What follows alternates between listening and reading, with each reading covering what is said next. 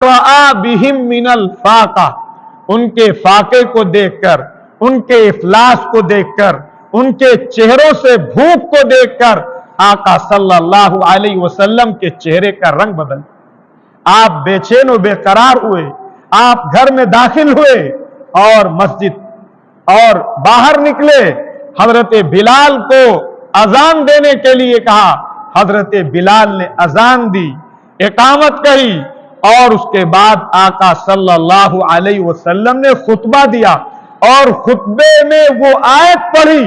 जिस आयत ने बता दिया कि पूरी दुनिया के इंसान एक माता और पिता की, एक मां और बाप की औलाद और जुर्रियत।